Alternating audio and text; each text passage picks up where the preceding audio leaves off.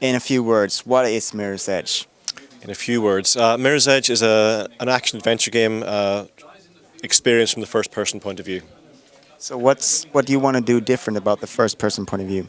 I think we use this phrase a lot. We actually want to put the person back into first person. I mean, first person games over the years have just become all about the gun. And in a lot of cases, it's just a gun. It's a floating gun, and all the focus is on getting a bigger weapon or getting more ammunition or armor power-ups. And they've forgotten the human being. I mean, they've forgotten who you are and why you want to be this person. So we wanted to go back to basics with something we really understood, which is first person, and actually do it differently from the word go.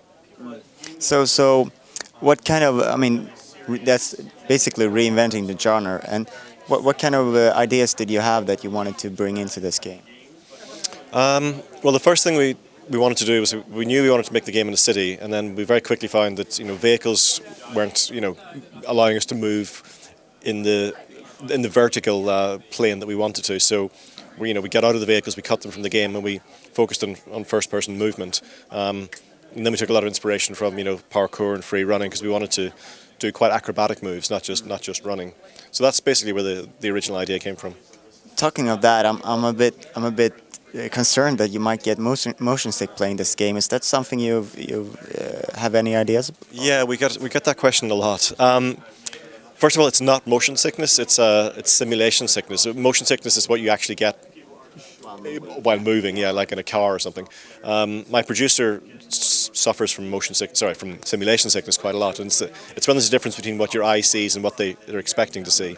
There's a lot of small things that can cause it, and we've just tried to address each one of them as we come across them. So, for example, having a reticule and a focal point in the game helps.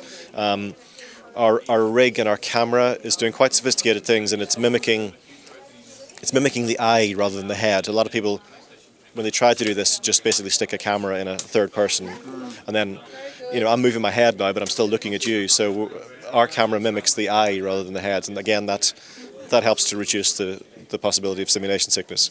The art style also helps. Very clean and vibrant city. It's very easy to see where you're going. Again, that helps. We've got a very wide field of view. A lot of first-person games have a very narrow field of view because they want to give you usually that claustrophobic and build up the tension, which is fine. We've widened it out quite significantly to give the impression of almost peripheral vision. So would you say that the art style was something that came after the ideas for gameplay, or?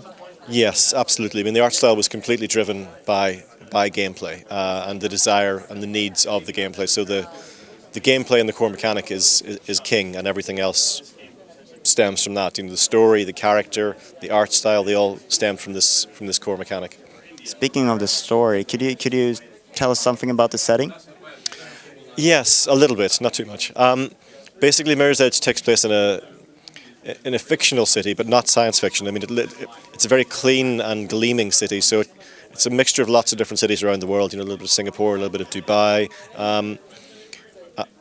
So it looks kind of futuristic, but it's not. It's a contemporary, modern city.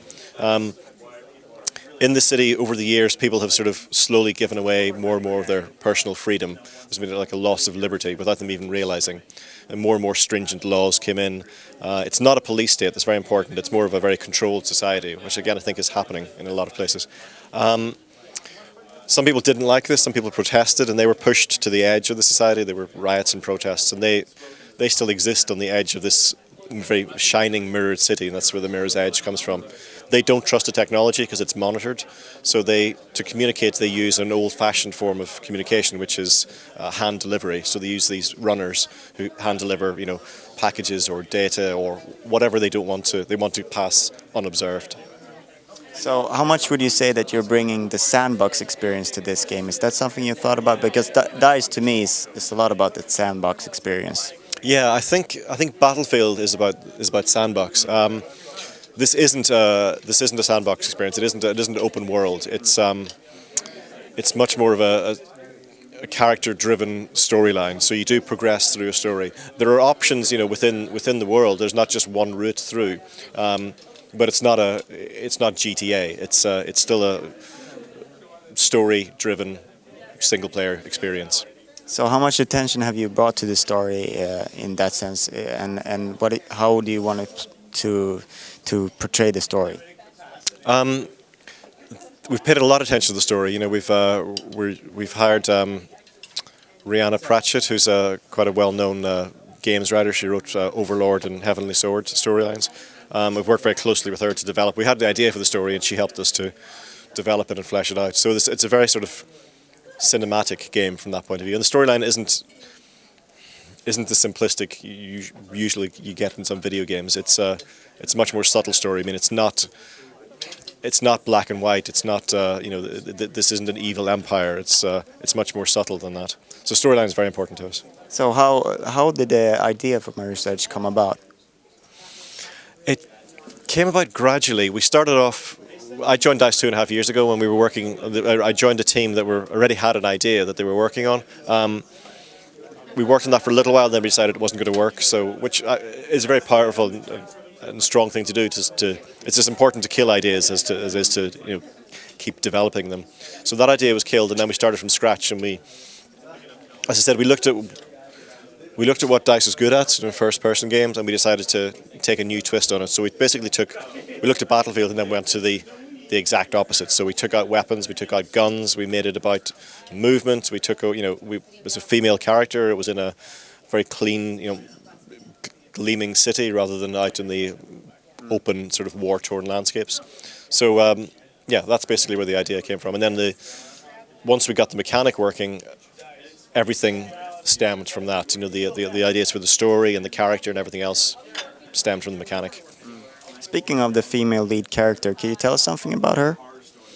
I'm not talking too much about her yet, but basically, Faith is a runner, one of these couriers. She starts the game. She's not a typical heroine. She starts the game, without any superpowers or super weapons, and she's not like a secret agent or has a dark past or discover she's a princess or anything.